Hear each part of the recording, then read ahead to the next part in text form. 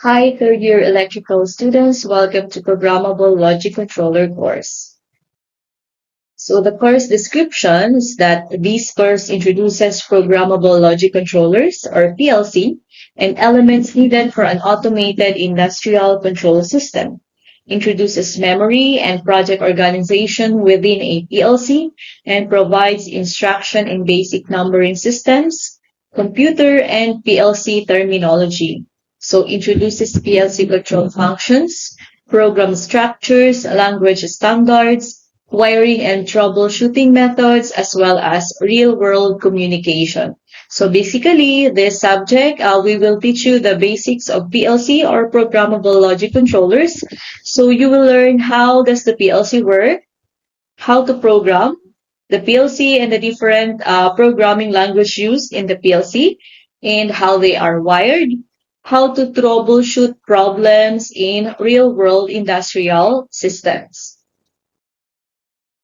So for this video lecture, I will discuss to you the topics for week 1 to week 3. So the topic is the overview of programmable logic controllers. So we will discuss the history and the definition, the main components of PLC and the functions of its components, and the principal operation of the PLC. By the end of this lecture, you should be able to define what is a programmable logic controller and explain its purpose in automation systems. You should be able to identify the main components and functions of PLC and describe the basic working principle of a PLC. All right, so let's start our discussion with automation. So as technology students, you've probably seen automation in action, from self-driving cars, robots in factories, our smartphones. So basically, automation is everywhere. So through the help of automation, it makes things faster, safer, and more efficient. Why are we going to start our discussion with automation? So basically, it's because automation is the backbone of modern technology. So it helps industries produce more, reduce human error, and enhance safety. So yung word na automation, this is the key to innovation in almost every field. Now let us define the meaning of automation. So according to expert, that automation is the technique of making an apparatus, a process, or a system to operate automatically. Or where did the word automation come from? So actually, the automation originated from the Greek word automatos. So this is a Greek word that means self-moving or self-acting. So again, yung automation galing sa salitang Greek word na automatos na ang ibig sabihin ay self-moving or self-acting. So it was first used in year 1940 when the industries is just started developing a machine that could operate with minimal human intervention. So yung opposite word ng automation is or automatic is manual or manually. So yung manual naman ibig sabihin doing things by hand or kumbaga by man. So in simple terms, manual work is like doing yourself or by the man itself, while automation is like having a smart helper that take cares of that takes care of the routine or the task for you. Okay? Okay, so since I've mentioned that automation is everywhere, let us now study kung saan-saan na bang field present si automation and ano yung mga devices or system that makes it automated. So first, we have the home automation. So home automation involves integrating technology into domestic spaces to enhance convenience, security, and energy efficient. With the help of home automation, these systems are now connected to a central control system or pwede na lahat i-control via smartphone. So for example, sa mga ilaw, meron na tayong mga tinatawag na smart lighting.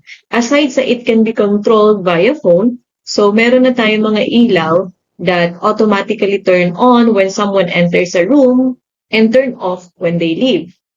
Diba? Or meron din tayong mga ilaw that turn on pag madilim na and turn off pag maliwanag na. So that is automation.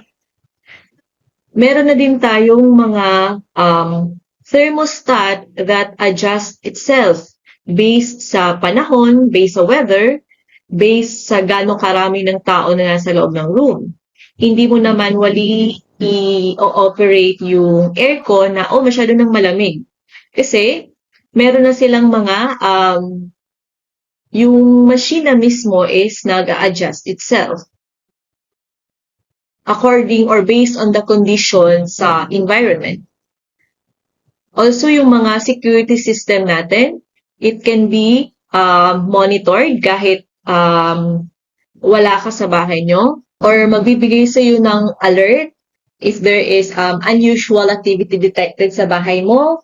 You can also monitor and control the devices sa bahay mo remotely via smartphone. So basically, yan yung tinatawag or some of the systems that makes the house automated. So meron pa sa appliances and entertainment system. So in terms of appliances naman, meron tayong mga tinatawag na yung mga washing machine, or if you're familiar with the robot called Roomba, you can search it. So this is a type of robot, a vacuum robot. So you can schedule it, let's say 6 a.m., magva-vacuum ka na sa floor. So yun yung mga halimbawa ng mga automated devices sa appliances. So yung bahay na most of it are or uses this one is called smart home. Next, we have the office automation.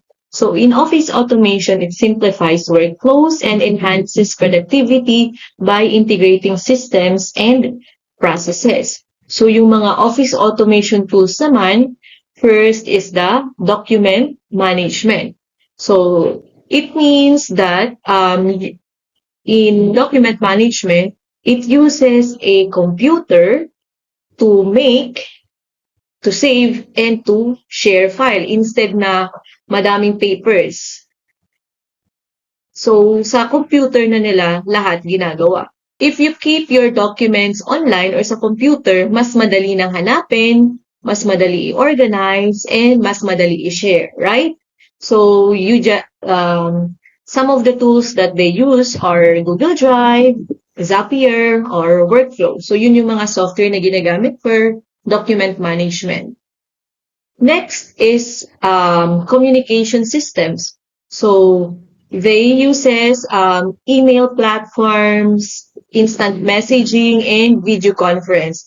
So isa sa mga halimbawa dito na automated na nga yung communication systems here in the world is nung nangyari yung pandemic. So the world doesn't stop nang hindi na nag-meet ng face-to-face kasi kaya na siyang gawin online, kaya na mag-meeting online, kaya na din even magpa-check up online, kaya na din. kaya magbigay ng reports online. Even yung education ninyo, education system, kaya na din gawing online kasi ganoon na ka-advance yung ating communication system.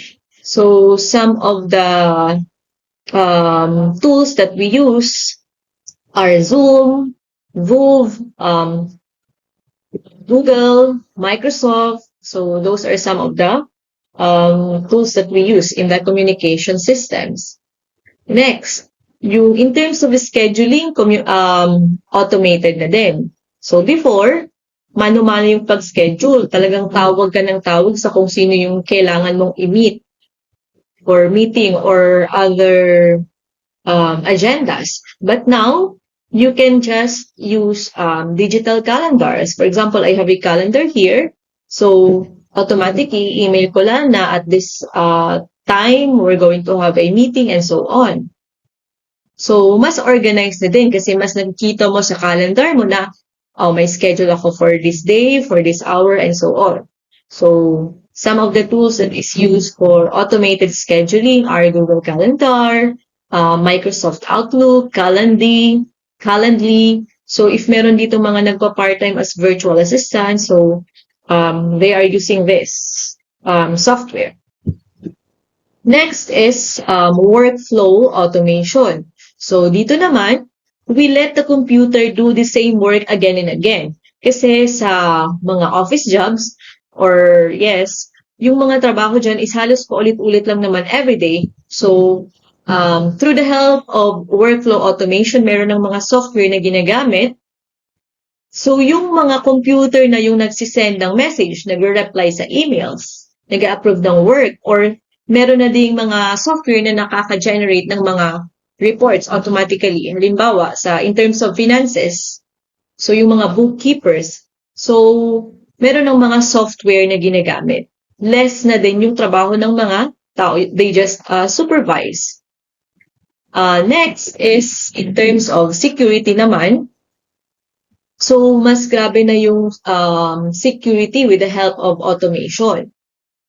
They uses, in terms of access control, so gumagamit na tayo ng mga RFID or mga key card systems or biometric authentication. So, yung mga fingerprint scanner, face recognition systems. So, basically, because of this, it enhances our security and can monitor the office activity real time. Next is software automation. So this is about creating tools and scripts to automate digital tasks. So dati, halos mano-mano lahat, yung paggawa ng mga IT, pag-send ng message, pag-debug, and so on. Pero ngayon, they already have software automation tools na ginagamit to automate their systems. For example, sa chatbots, example is yung mga chatbots na tinatawag natin. So instead na yung tao yung magre-reply, meron na silang mga automated chatbots. So computer na yung nagre-reply sa basic queries ng mga tao. So ito din yung kalaban ngayon ng mga nasa BPO industry. Kasi nababawasan na yung hinahire ng mga customer service agent kasi pag mga basic question or yung mga questions na paulit-ulit lang is yung sumasagot na are computers. Dati tao pa yun. So siguro somehow less queuing na sa mga BPO industries. Ito naman na robotic process automation. Ito na yung sinasabi ko kanina na automates the repetitive task. Ito yung ginagamit nila. So, meron na din silang mga software na na-develop in terms of testing para mas madali nilang mahanap yung error ng kanilang coding or program. Kasi dati talagang mano-mano nila hahanapin saan ba ako nagkamali, saan ako nagkulang ng comma, and so on. And we have DevOps and IT automation. Next is healthcare automation. So, In healthcare automation, leverages advanced technologies to improve patient care, increase precision, and streamline medical processes. So, number one, in terms of patient monitoring system.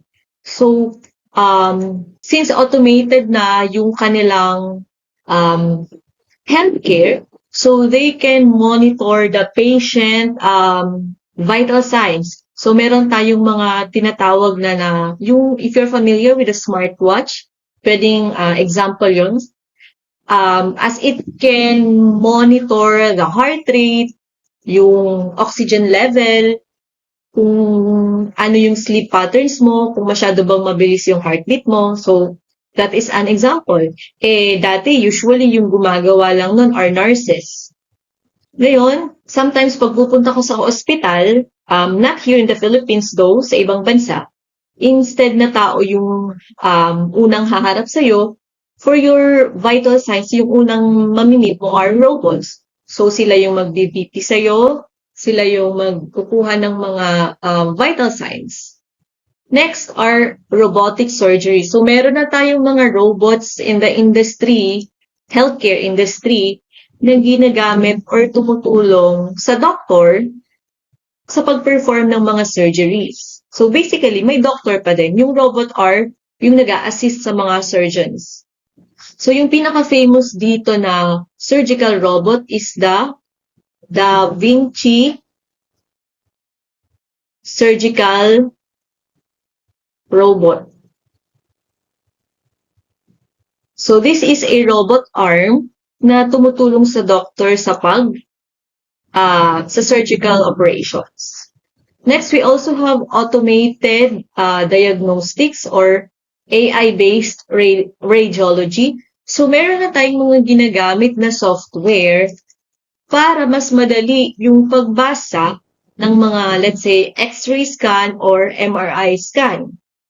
So, hindi na din nag-hire ng mga radiologist pa para mag-read ng mga X-ray natin. So, may mga software na ginagamit to read our X-ray or MRI. So, basically, those are some of the automated system in terms of healthcare industry.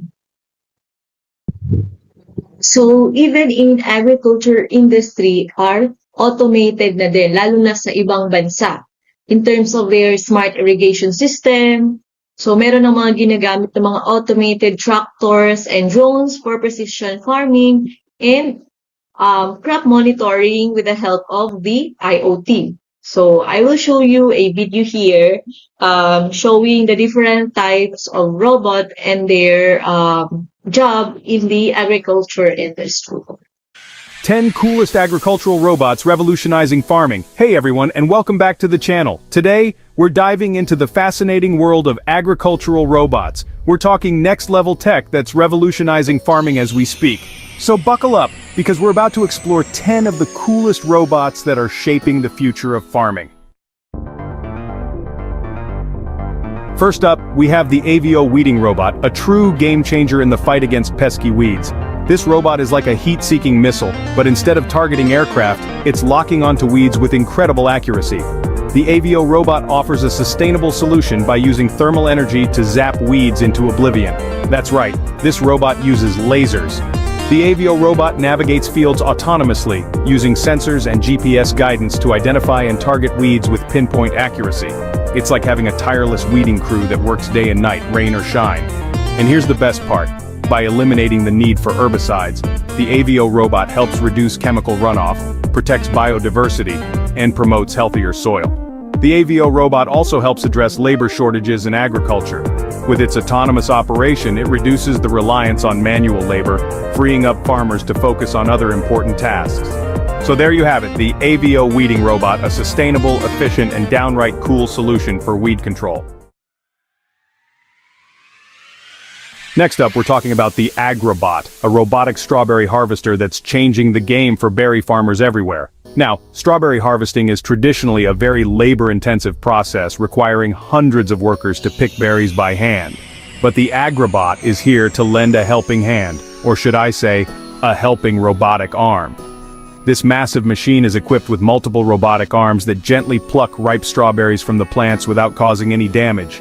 The Agribot uses advanced sensors and computer vision to identify ripe strawberries based on their color and size. It's like having a team of expert strawberry pickers working around the clock. It also helps reduce food waste by ensuring that only ripe strawberries are picked. And because the Agribot operates autonomously, it can work day and night, harvesting strawberries at their peak ripeness. So if you're a fan of strawberries, you can thank the Agribot for making sure you get the best berries possible. Get ready to meet the Tortuga AgTech Harvesting Robot, a versatile machine that's transforming the way we harvest a variety of crops. This robot is like the Swiss Army knife of agricultural robots, capable of handling everything from strawberries to cucumbers with ease. Different crops require different harvesting techniques and equipment, which can be costly and time-consuming for farmers.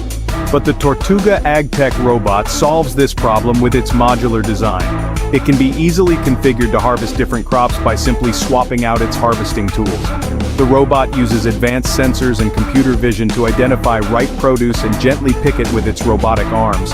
It's like having a team of skilled farmhands who can switch between crops at a moment's notice. With its ability to work continuously, it can harvest crops much faster than traditional manual labor. And by reducing the reliance on manual labor, the Tortuga AgTech robot helps address labor shortages in agriculture. So, whether it's strawberries, cucumbers, or any other crop, the Tortuga AgTech harvesting robot is up for the task. Why do 90% of tech-savvy farmers love Dino? Let's dive in and find out. So what is Dino? Dino is an autonomous weeding robot designed to tackle weeds without any chemicals. Powered by electricity, it's not just effective, it's eco-friendly too. How does Dino work? It uses advanced GPS to map fields, cameras, and AI to identify weeds, and precise mechanical tools to remove them. All this tech means Dino works tirelessly, day and night, keeping your fields pristine. Why does Dino matter? Farmers love it because it cuts labor costs and eliminates the need for herbicides, improving soil health and boosting crop yields. Dino is adaptable, working on any farm size or crop type, making it a game changer for both large-scale and organic farmers. Let's talk about the Small Robot Company, making agricultural robotics accessible to all farmers. Their farming as a service model offers robot rentals, bringing automation to smaller farms. Farmers can subscribe to access a fleet of robots for various tasks like monitoring crops and planting seeds. The Tom robot navigates fields autonomously, capturing high-resolution crop images. AI analyzes these images to assess plant health and detect stress or disease. Subscription-based services make advanced robotics accessible, leveling the playing field for smaller farms. Get ready to be amazed by Harvest Crow Robotics, a company that's tackling the labor shortage in strawberry harvesting with their innovative robotic solution. These robots are designed to pick strawberries with the utmost care and precision, ensuring that each berry is handled with a delicate touch. These berries are easily bruised, and traditional harvesting methods often result in significant losses due to damage. But the Harvest Crow robots are changing the game with their advanced robotic arms and computer vision systems. These robots are equipped with soft touch grippers that gently pick strawberries from the plants without causing any bruising or damage. The robots use cameras and sensors to identify ripe strawberries based on their color, size, and shape. They then use their robotic arms to pluck the berries with precision, placing them gently into collection baskets. Let's dive into the world of precision agriculture with Soil Hackers Robotics, using cutting-edge technology to optimize crop yields. Imagine robots collecting real-time data on soil conditions, plant health, and weather. Equipped with sensors, they measure soil moisture, nutrient levels, and plant growth. Data is processed with AI to provide actionable insights. Robots recommend precise fertilizer applications and detect plant stress early. Soil Hackers empowers farmers to make informed decisions, improving yields and reducing environmental impact. Get ready to meet the gentle giant of berry picking, Octinion's berry picking robot. This robot is a game changer for berry growers as it delicately harvests these fragile fruits without causing any damage, all while addressing the ever-growing labor challenges in the industry. Picking berries, especially delicate ones like raspberries, requires a deft touch.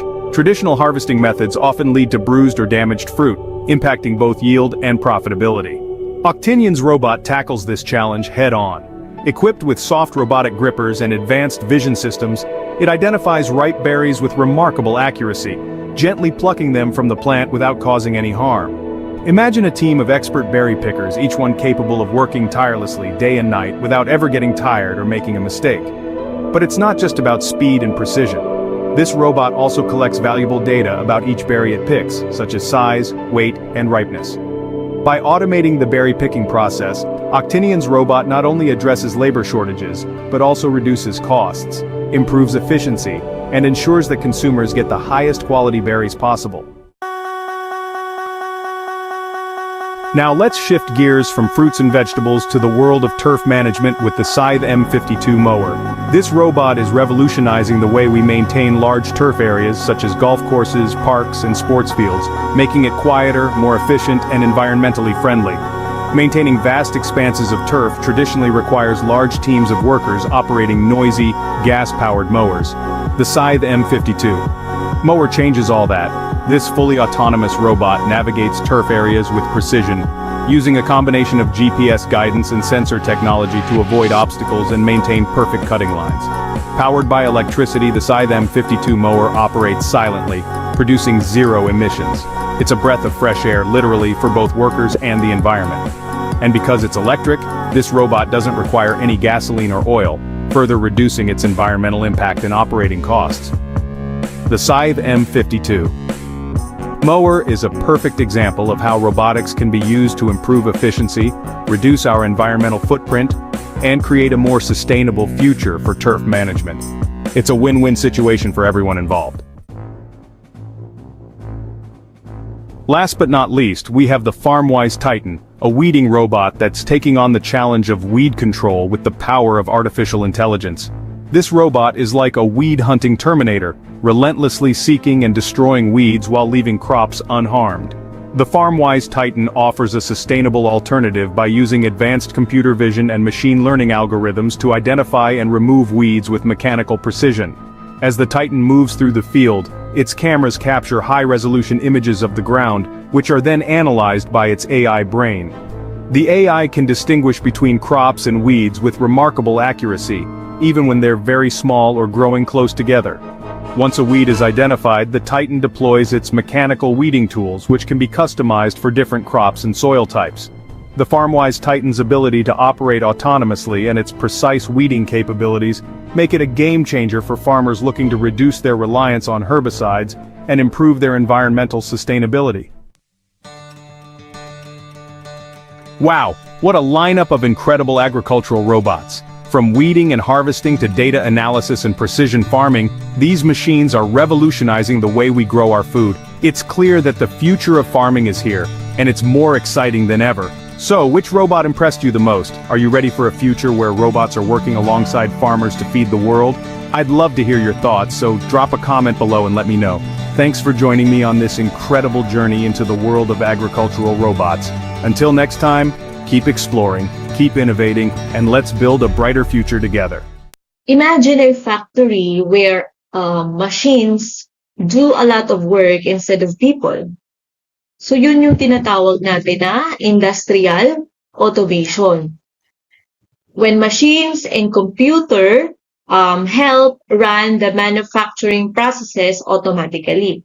So industrial automation focuses on streamlining manufacturing, production, and operational efficiency.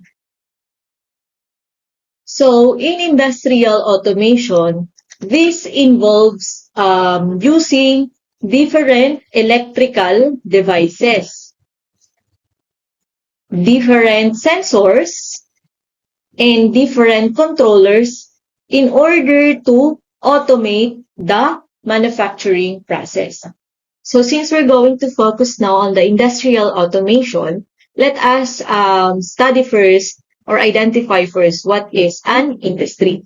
So this is a group of productive enterprises or organizations that produce or supply goods, services, or sources of income. So yung supply goods, these are tangible products. So ibig sabihin, merong product and services are the intangible. So there are 4 sectors of industries. We have the primary sector, secondary sector, tertiary sector, and quaternary sector. So, in primary sector, this involves the extraction and harvesting of natural resources directly from the earth. So, yung mga activities dito halimbawa are farming, fishing, forestry, mining, agriculture. So, yun yung nasa level 1 industry, primary industry. Okay? Halimbawa dito, yung mga mining company or any other company na nag-extract from the natural resources. Next is the secondary sector. This focuses on manufacturing and processes. So basically, yung secondary, it takes raw materials from primary sector and they transform it into a finished product. So, madaming mga manufacturing and processing company.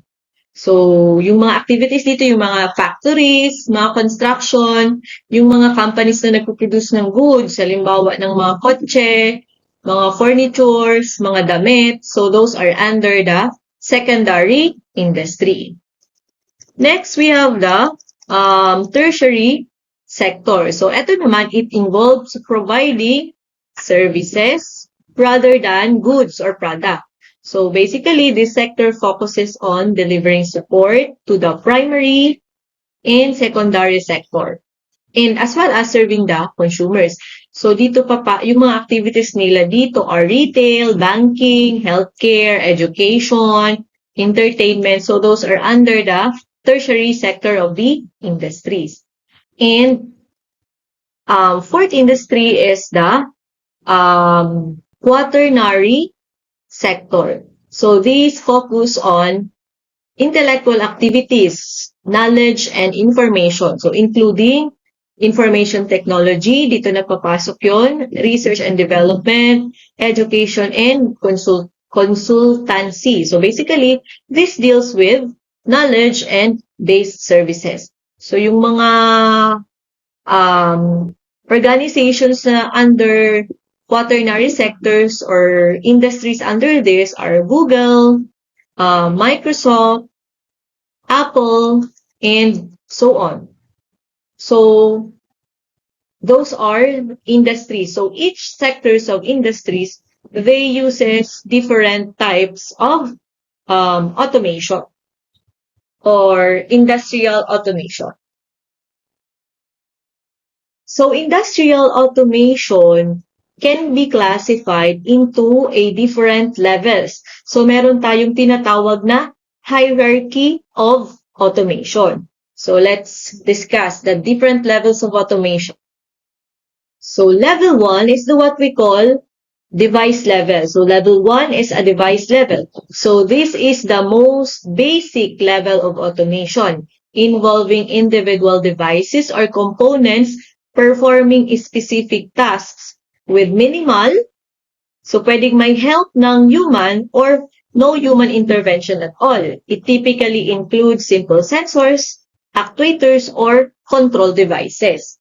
So yung device level, it focuses on single device or one instrument only. Halimbawa, temperature sensors controlling a fan. Ano yung kinokontrol? Isang fan and isang sensor lamang yung gamit. So that is a device level. Isang light switch using the motion sensor.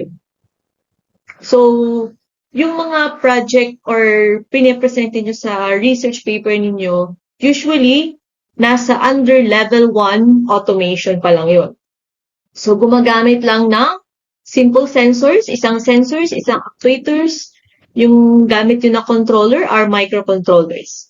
So, another example here is simple robotic arms in assembly line. So, ibig sabihin, sa assembly line, isang robot arm lang yung tinutukoy niya. So, this is considered a device level kasi isa lang yung trabaho niyang ginagawa. Let's say, pick and place lang siya. So, yun lang yung ginagawa niya. hindi masyadong complex yung programming, and hindi din siya nakikipag-communicate with the other devices.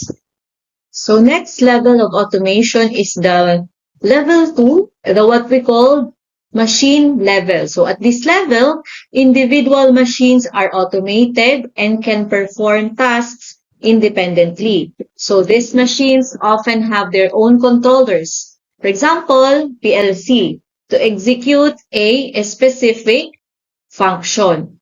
So at this level, machine can work by themselves.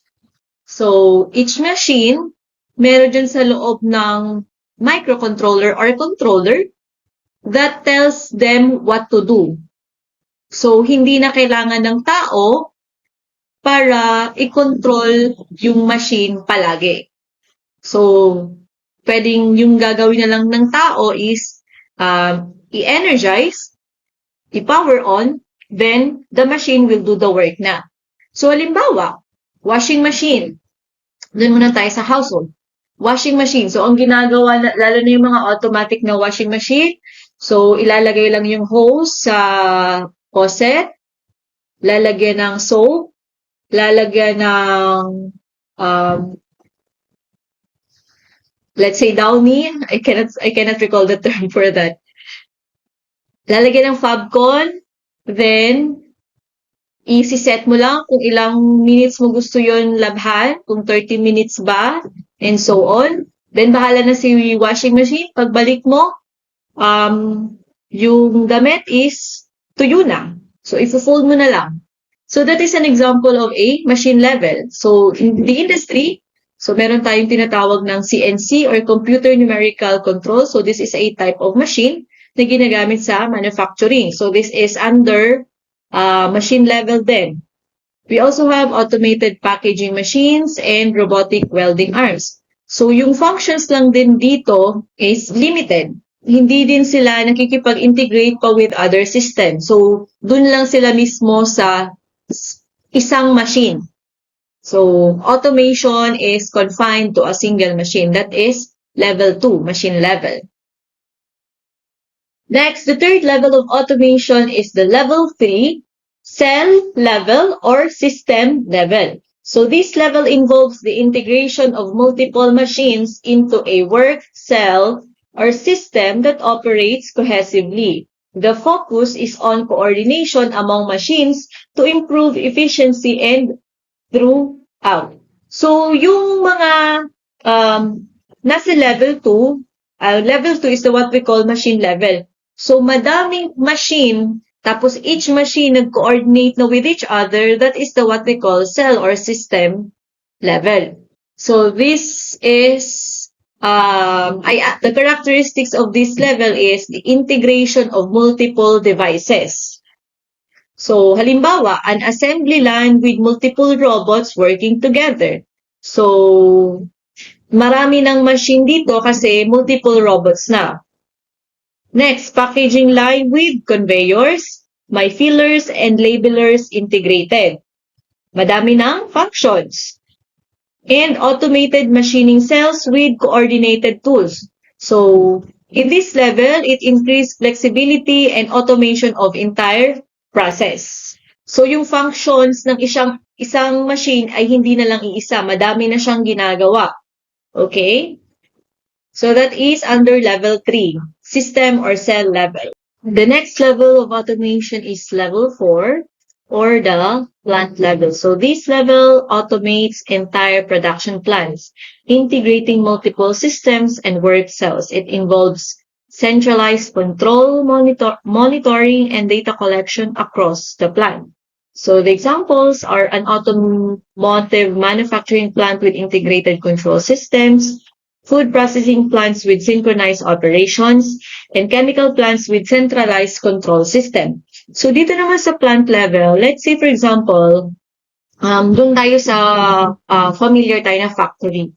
So we have here the PPPC or the Peter Paul Philippine Corporation, or mas kilala natin sa tawag na Buko Juice.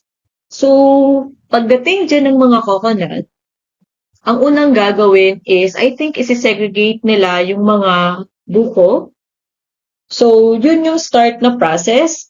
Then, after they are going to peel it, so each process gumagamit sila ng different types of machines, right? So, they are going to peel the coconut, and then they are going to hahatiin. So, yung iba is i-collect yung sabaw, yung iba is hindi. Then, tatanggalin yung bao. Then, tatanggalin yung balat. Di ba yung color brown? Pag natanggal na yung bao, may balat pa siya na brown. So, ipipil ulit yon. Then, nakahiwalay na yung meat. Then, next is yung meat is lulutuin. And so on. So, yun yung kanyang process. So, basically, ganun po yung plant level automation. So, it focuses on machines, not just one, and hindi lang din isang system, but multiple system and process inside the factory. So, yun yung plant level. So, kumbaga, dito is control na yung buong planta. Yung buong process sa planta. So, that is level 4 automation na supervise and namomonitor na yung buong process ng planta. So, the next level of automation is the level 5 or the enterprise level. So, this is the highest level of automation that involves enterprise-wide integration. It connects manufacturing with business management, supply chain, and customer data, enabling strategic decision-making. So, dito sa enterprise level, nag-work ito in the entire company. Hindi lang sa factory, hindi lang dun sa PPPC, hindi lang sa isang machine. Sa buong company. Involved na dito yung different department. Pati yung mga, yun nga, sa business management, supply chain, and all. So, lahat na nila na monitor and nako-control. So, kasama na dito yung inventory, yung mga sa supply system, sa sales. So, gumagamit na dito ng mga ERP or Enterprise Resource Planning. Para, so yung tinatawag natin na ERP, nandito pala, sa example, tinatawag natin na ERP. So, this is a type of software na nakalink na dito lahat-lahat. Yung accounting, yung mga production system, yung mga purchase, yung mga napapadala, mga import and export, and so on. So, under na yan sa level 5 enterprise automation. So, gumagamit na dito ng mga automated software, aside sa mga automated machines. So, madami nang ginagamit dito. So, let's sum it up again. So, these are the hierarchy of automation. So, sa device level, isang device lamang, usually one sensor, one output, one input, one output, one function. Yun si device level. Let's note here. So, one device and one jump.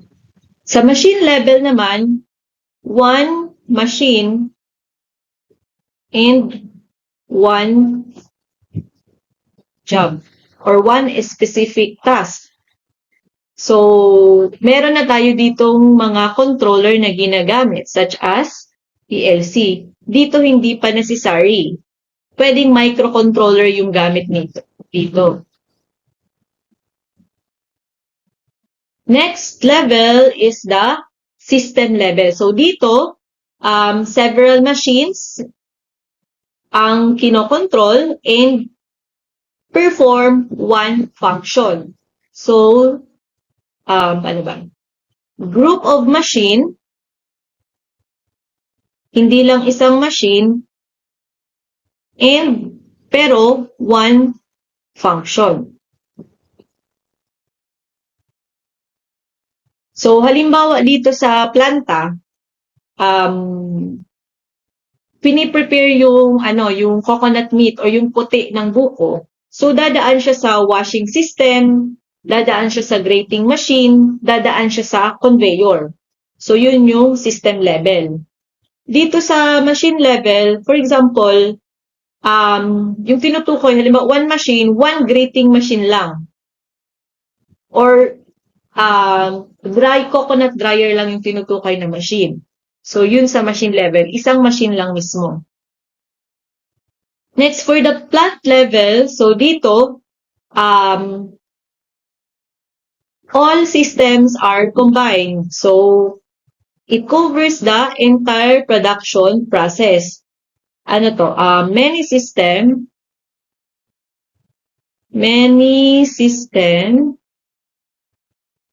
and complete factory operation. While sa enterprise level naman, this is automation across the whole company. Entire company. So, kasama na dito yung different departments. So, basically, this is the levels of industrial automation. So, since we're done with the levels of automation, let us now discuss the different components of industrial automation, or what makes the industry automated. Ano ba yung mga ginagamit to automate a certain system? Number one is the sensors. So, sensors detect physical parameters and convert them into signals that can be interpreted by the control system. Ano ba yung tinutukoy natin dito na physical parameters? That could be temperature, pressure, flow, level, and so on. So, lahat ng mga pwedeng ma-detect in the environment. So, si sensors yung nagde-detect doon. Then, sinisend niya yung signals na mag-gather niya papunta sa control system na tinatawag. So, we will discuss that later on.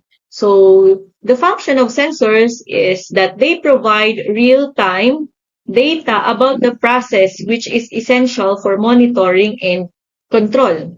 For example, gusto mo ng system na mag-turn on pag may tao and mag-turn off pag walang tao. So, ano yung kailangan mo na component para mag-function yon na mag-turn on pag may tao, mag-turn off pag may tao? So, sensors. Now, what type of sensors? So, we will discuss it sa mga later discussion natin, the different types of sensors. Anyway, so yun yung trabaho ng sensor, detect physical parameters. Next is actuators. So actuators are devices that perform physical actions based on control signals such as moving, opening, closing, or adjusting components. The function is that they execute commands from controllers to manipulate the process or machinery. So, yung ginagawa ni actuators, they execute the decisions made by the controller. So, for example, sabi ni PLC is, umikot yung motor, so yun yung gagawin ni actuator. So, yung actuator natin is yung motor. So, si actuators, it convert electrical signals into actuators convert electrical signals into motion or physical action. So we have here a table. On the first column, we have quantity being measured. So ito yung tinutukoy ko kanina na mga physical parameter na dinedetect ng ating sensor. So dito nakalagay, sensor are input devices. Ano ba yung ibig sabihin ng input devices? And actuator are output devices. Ano naman yung ibig sabihin ng output devices? So, sa isang system, we have what we call input devices. So, eto, yung mga devices na nagsisend ng signal papunta sa ating controller. So, si controller naman, siya yung nagde-decide ano ba yung gagawin ko sa binigay na signal ng input device. And kung ano yung naisip ni controller na gawin niya dun sa signal na yun, ipapasa niya yun sa output devices. So, si output devices, gagawin niya kung ano yung pinapagawa sa kanya ni controller. Kaya nga, these are actions. Ito naman, senses. Pwedeng ito yung, it serves as the eyes, the ears, basta senses siya ng system or ng machines. Controller naman, it acts like the mind or the brain. And si output devices, ito naman yung ating hands. So, we have here, for example, yung physical parameter na i-measure is light level. Anong sensor yung gagamitin? We can use the LDR, photodiode, phototransistor, and solar cell. The output could be, of course, lamps, LEDs, fiber optics. If your physical parameter is temperature and you wanted to measure it, what you're going to use, it could be a thermocouple, thermistor, thermostat, resistive temperature detectors, or RTD. The output could be heater or could be a fan. If your physical parameter is force or pressure, you can use strain gauge, pressure switch, load cells. And here are your outputs, and so on. So you can just read and copy this one. Next component are the controllers. So controllers processes input signals from the sensors and generate output commands for actuators. So ito na yung minention ko kanina. So common controllers include PLC. So ito yung mga common controllers in the industry. So we have PLC, Programmable Logic Controller, and DCS, or the Distributed Control System. So the function is that they implement control algorithms to ensure processes operate within the desired parameters.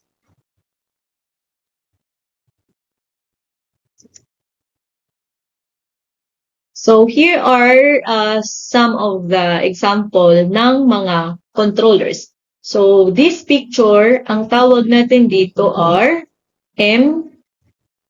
MCU or microcontrollers. So ano ba yung mga halimbawa ng microcontrollers? We have the Arduino, Arduino Uno, ESP32, what else? Raspberry, and so on. But these MCUs or microcontroller, hindi siya advisable gamitin sa industry. Although they are powerful, flexible, madaling i-program, and available lang yung mga programming resources online, mura, pero they cannot survive sa industry or industrial environment. Hindi sila designed for heavy duty or for complex programming. Kasi yung mga MCUs natin are very sensitive. So, hindi sila pwedeng masyadong mainitan, hindi pwedeng masyadong magalaw. Paano pag nilagay mo to sa mga factory? Masyadong maingay, masyadong mainit, masyadong maalikabok. So, they are not designed for that harsh environment. So, yung mga controllers na ginagamit sa environment, number one is the PLC or the Programmable Logic Controller or PLC. So, yun yung common na ginagamit sa industry. So, meron din tayong DCS or the Distributed Control System, SCADA, PID or Proportional Integral Derivative Controller. So, those are some of the controllers. So, we will discuss this controller one by one later on. So, bigyan ko lang kayo ng overviews ng mga controller na ginagamit in the industry. Next component is the HMI or the what we call human-machine interface. So HMI systems provide operators with a graphical interface to monitor, control and troubleshoot automation processes. The function of HMI is to display real-time data, alarms, and allow manual input for control adjustment. So, through the help of HMI, maiintindihan ni man or ng tao ang nangyayari sa machine. For example, nag-overheat si machine. Paano malalaman ng tao na nag-overheat na yung kanyang machine? So, through HMI, kasi lalabas dito. It could be may display na warning and so on, or lalabas mismo na overheating, or makikita niya na ang temperature ng, let's say, boiler, yung machine, is very high na. So, maiintindihan ng tao. Kasi merong HMI.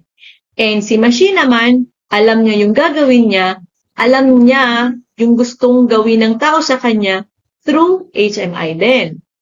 Kasi si tao, pwede niyang makontrol yung machine via HMI. For example, i-turn off yung machine. So, i-press niya lang si HMI, alam na ni machine na magto-turn off siya.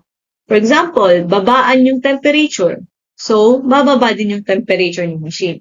So, basically, magkakaintindihan si human saka si machine through the help of HMI.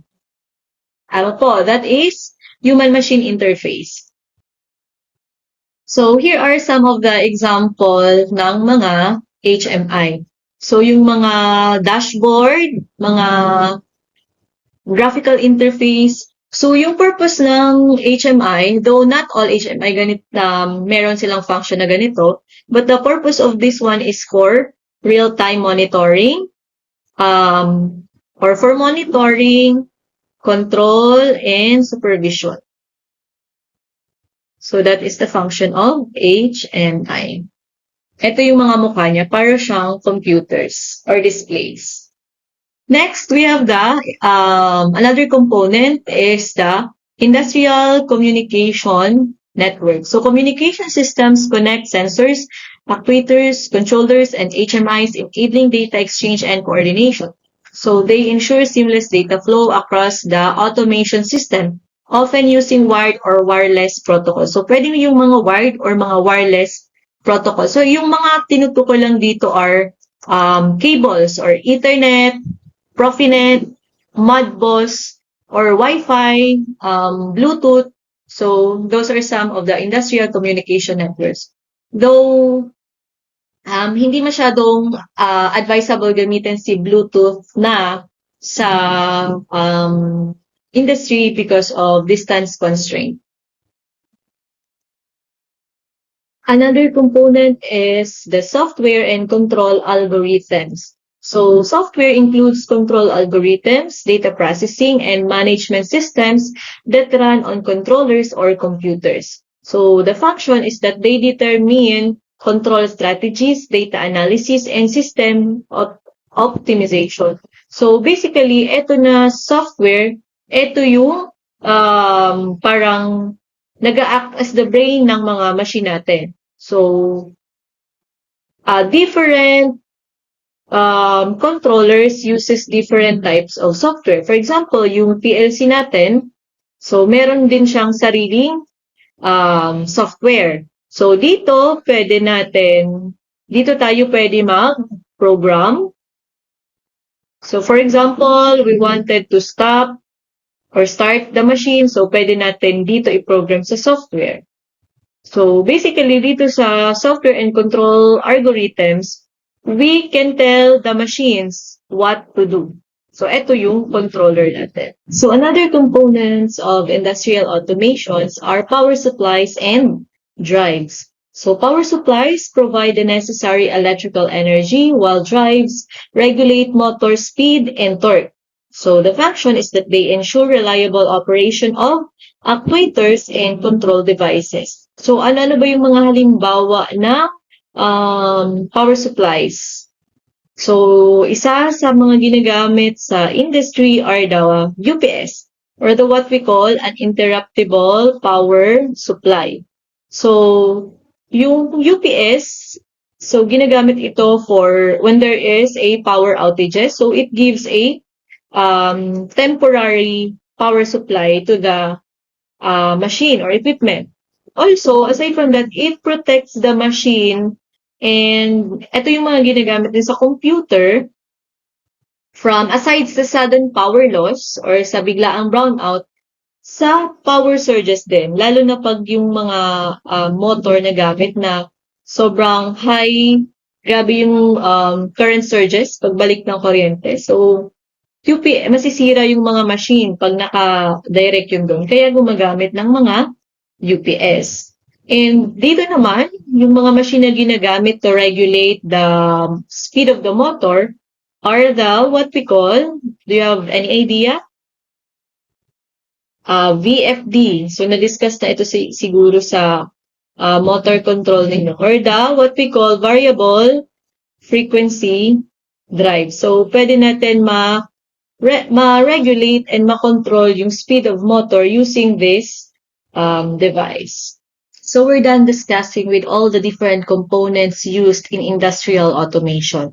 So, now, let's proceed with the different technologies in industrial automation. Ano-ano ba yung mga makikita natin na technology sa industry? So, first, we have the SCADA or Supervisory Control and Data Acquisition. So, SCADA stands for Supervisory Control and Data Acquisition. So, what is a SCADA? So, this is a software. This is a type of software used in the industry. So, pag ibig sabihin ng software, mga hindi ito nahahawakan ha. So, this is not an equipment or a machine. So, this is a software that lets people monitor and control machine from the computer or monitor and control industrial processes remotely. Ibig sabihin, nandun ka sa isang room, let's say control room, then you can control you can monitor and control your power plant or your factory. So, SCADA ginagamit ito sa mga factory, sa mga planta or power plant, sa mga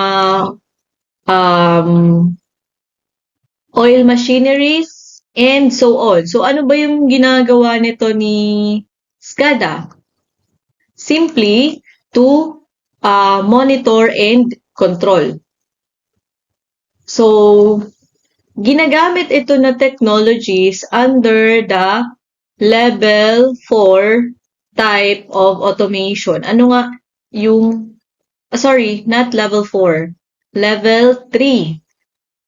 Level 3 type. So, ano nga yung level 3 automation natin? The cell or system level. So, you can also use it sa level 3, level 4. So, level 4 is plant. Okay? So, yung natin, yung Soreco, so pwede din gumamit ng SCADA. Actually, some of the electric cooperative of our country uses SCADA. So, paano ba nila ito ginagamit? So, for example, sa malaking monitor nila, malalaman na nila dyan kung aling transformer yung sasabog without someone na tatawag sa kanila. For example, ikaw nandito ka sa may poste na to, nakita mo sumabog yung transformer, hindi mo na kailangang tawagan si Soreco. So, si Soreco, makikita na nila yan sa SCADA na, itong line na ito is may problem or nawala ng supply. So, yun yung monitoring. In terms of control naman, so let's say, etong transformer na to is may problem, pwede nilang ilipat kung merong existing connection pa sa other substation. Para, let's say, i-isolate nila yung area na to para hindi affected yung other area sa sumabog na transformer. So, pwede mong makontrol via SCADA. So, I will let you watch how the SCADA works in the electrical system. So this is the video.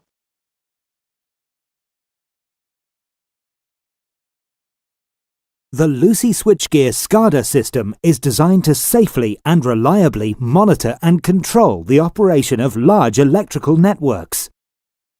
The system collects and processes data sent from other substations, providing the operator with a comprehensive view of the whole network. This typical example shows a SCADA-monitored electrical network providing electricity from a primary substation to a range of regional consumers. The primary substation provides a feed-out to a residential area, a commercial city district, and the local airport via other local substations. A busy port and a small rural community are also supplied by the primary substation through another circuit. Let's see how the SCADA system is used to manage and maintain the network during a fault. On a remote rural section of the network, a fallen branch causes damage to the overhead power lines feeding substation 2. This break in supply causes the circuit breaker for this line to trip at the primary substation, leading to a total power outage to both the port and the rural community that rely on this circuit. Power to the rest of the network remains unaffected. The SCADA system receives notification of the circuit breaker trip, then uses the fault passage indicators positioned around the network to determine where the fault has occurred.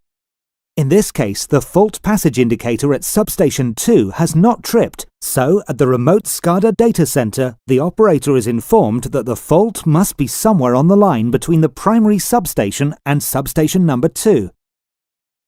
The operator can now use the Lucy switchgear SCADA system to isolate this area and reroute power to customers without a supply. The operator remotely opens the incoming switch from the primary substation to substation 2.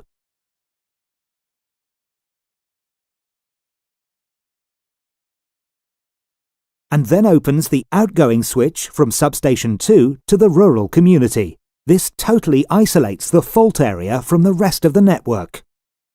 The operator can now close the outgoing switch at substation 3 to re-energize the link to substation 2. Substation 2 can now reinstate the supply to the port.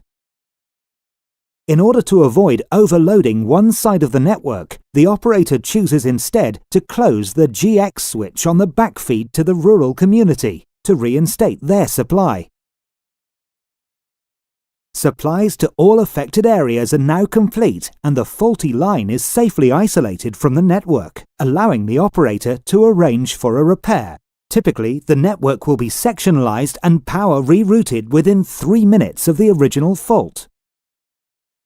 SCADA enables the operator to direct the repair team to the specific area of the network at which a fault has occurred. Once the operator has confirmation that the repair is complete and all maintenance crews are clear of the area, SCADA can be used to restore the system to its usual operation. The newly repaired line is tested first by closing the primary substation's outgoing switch to substation 2. The line energizes as normal, confirming the repair. The operator can now close the incoming switch to substation 2, reinstating the original supply route. The backfeed from substation 3 is no longer required, and so the SCADA operator can open its outgoing switch. With the load removed from the lower side of the network, the rural community outgoing switch from substation 2 is closed, creating a parallel circuit for the area. The final step for the SCADA operator is to reopen the GX switch to disable the backfeed to the rural community, restoring the standard operation of the whole network. The Lucy SCADA system works in conjunction with our complete range of switching and protection solutions to provide operators with unprecedented control and management of their networks. Another technologies used in the industrial automations are robots or robotics. So, robotics are machines. Ibig sabihin nito, nahawakan. Machines or robots that perform tasks automatically. So, usually or often, pinapalitan nila yung mga tao. Yan yung ginagawa ng robot. They replaces human labor. So, yung mga tasks ng robots usually are for welding, painting, assembly, and material handling. This is in the industrial industry or industrial automation rather. So, robots are present in the manufacturing, warehouses, healthcare, and so on. So, eto na, I will show you a video naman on how does robot work in industrial automation. Hey, everyone, and welcome to this tectonic video. There are many things we don't know about robots. Robots are everywhere in today's world, present in factories, hospitals, and even our homes. Have you ever considered the various types of robots and their specific functions? In this video, we will explore 5 major categories of robots: industrial robots, service robots, medical robots, military robots, and entertainment robots. Prepare to delve into the intricacies of the robot universe, presented in an accessible and engaging manner. Whether you are a technology enthusiast, a curious individual, or seeking fascinating robot facts, this video will cater to your interests. So prepare yourself, engage with the content, and let's explore the different types of robots. First up, we've got the heavy hitters of the robot world, the industrial robots. These are the workhorses you'll find in factories, doing jobs that are too dangerous or tedious for humans. Think welding, painting, assembly line tasks. Anything requiring precision, speed, and repeatability. These robots are all about efficiency, automating manufacturing processes worldwide. One of the coolest things about industrial robots is their precision. And don't even get me started on their speed. Moving on from the factory floor, let's talk about service robots, the ones designed to make our lives easier and, dare I say, a bit more futuristic. These robots are popping up everywhere, from restaurants and hotels to hospitals and even our homes. They're here to assist us with a wide range of tasks, and they're changing the way we live, work, and interact with our surroundings. Imagine walking into a hotel and being greeted by a robot concierge that checks you in, carries your luggage, and even orders you room service. Or how about a robot waiter that takes your order, serves you food, and never forgets to refill your drink? These scenarios are becoming increasingly common. And in our homes, robot vacuums and lawnmowers are becoming increasingly popular, freeing up our time and energy for more enjoyable activities. Chapter 3: The Future of Healthcare: Robots in Medicine. Now let's talk about a field where robots are making incredible strides: medicine. Medical robots are revolutionizing healthcare, from assisting in complex surgeries to helping patients regain mobility. One of the most well-known examples of medical robots is the surgical robot. These high-tech marvels allow surgeons to perform minimally invasive procedures with incredible precision and control. Imagine a surgeon controlling robotic arms with tiny instruments, guided by three-dimensional imaging. This level of precision means smaller incisions, less blood loss, and faster recovery times for patients.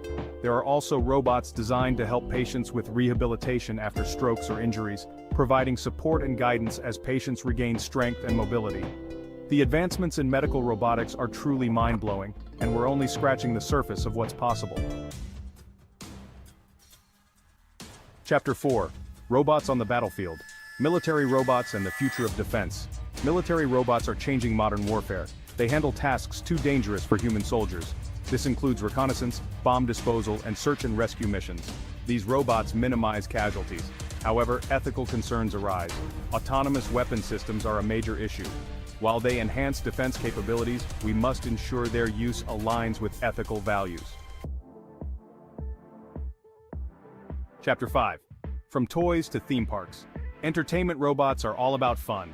Let's talk about something fun: entertainment robots. From toys to theme park animatronics, these robots bring joy and wonder. Toy robots can dance, sing, tell stories, and interact with kids.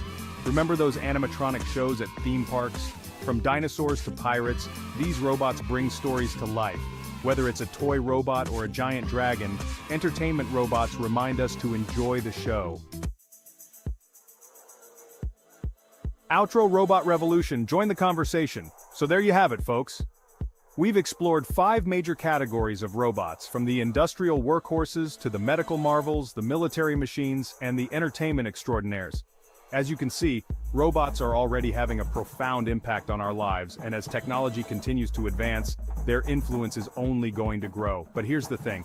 The future of robotics isn't just about the robots themselves, it's about us, the humans who create and interact with them. So, what do you think about the future of robotics? What are your hopes and fears? Let's keep the conversation going in the comments below. Don't forget to like this video, subscribe to my channel, and hit that bell icon so you don't miss any of my future robot adventures. Until next time, stay curious. Next, we have the Internet of Things or IoT. So, IoT is Internet of Things. So, ano to? These are devices, when devices and machines are being connected to the internet for real-time data sharing. So, halimbawa, yung ilaw mo, i-connect mo sa cellphone gamit ang internet. So, that is Internet of Things. So, these are very common nowadays na most of the research ginagawan kinoconnect sa internet. Kaya lahat IoT. So, saan siya ginagamit? Sa mga smart devices, smart factories in terms of industry. In the smart factories, sa mga logistics, in terms of agriculture. So, doon gamit na gamit si IoT or Internet of Things. Another is AI and machine learning. So, eto naman, computers that learn from data and make smart decisions. So, this is used for predictive analytics, quality control, and process optimization. So, usually, tinitrain mo ang isang machine para alam na niya kung ano yung gagawin sa data na makukuha niya. So, siya na yung magde-decide after that. So, kailangan mo siya, for example, yung mga AIs na, mga AI software na nag-check ng X-ray. Tapos alam na nila kung ano yung may defect or kung ano yung problem ng X-ray na yon. So, usually, dumaan yan sa machine learning process. Okay? So, tinitrain mo ang isang machine para mag-collect ng data. And later on, sila na yung magde-decide. So, mayroon ditong mga research na via machine learning yung nila applications. So, actually, this is a very difficult programming. Hindi siya madali. Tapos, madami ka kasing data na ina-upload dyan eh. So, mahirap siyang i-process. And another technology that is used in industry is the PLC. So, this is your subject. Dito na papasok si PLC or Programmable Logic Controller. So, PLC is a type of controllers specifically designed for industrial automation. It controls machinery, kaya si PLC, papasok siya sa level 2 automation. Machine level. It controls machinery, processes, and systems by receiving inputs. So, ang inputs manggagaling yan sa sensors. Process data. So, yung magpa-process ng data are controllers based on program logic and sending outputs to control devices. Outputs naman are actuators. So, yan si PLC. So, that is your subject. So, we will further discuss what is Programmable Logic Controller, sino yung nag-invent nito, what is the first PLC, and all about PLC on our next video. So, now, you already know that PLC is a type of controller. This is one of the technology used in the industry for automation. Alright, so as for your activity 1, you're going to write it or to do it in a long bond paper. Kayo yung gagawa, hindi po printed. So here's the instruction. First, choose an industry of your interest. Pwedeng manufacturing, healthcare, agriculture, and so on. Then, which sector it belongs. Primary, secondary, tertiary, or quaternary sector. Next, create a visual representation. Pwede kayong mag-draw, mag-paint, or via diagram of how technology will shape this industry 10 years from now. Let's say healthcare. Anong industry papasok sa healthcare? Sa primary ba? Then, sa tingin ninyo, ano na kaya yung mga technology na nandyan sa healthcare industry 10 years from now? Ano na ba yung kayang gawin? Highlight key innovations, automation systems, and advanced tools that could be used. So, of course, pwedeng mga imagination lang ninyo, paganahin lang yung imagination. And of course, yung ibibigay ninyo, hindi pa existing sa panahon ngayon. And of course, din yung ibibigay ninyo, it could be possible. Hindi lang yung basta nagbigay lang ng example and malabo naman mangyari. So, next, write a brief description explaining how automation and advanced technologies will improve efficiency, productivity, and operations in your chosen industry. So, just a brief explanation lang. So, before I end our video lecture for today, I will leave you this question. With industries adapting more automation and AI, do you believe your current skills are enough to compete in the market? How do you plan to stay relevant in an industry that is increasingly relying on fewer human workers? So thank you for staying with me till the end. Hope you learned something from this video. See you on our next discussion. Have a good day. Bye-bye.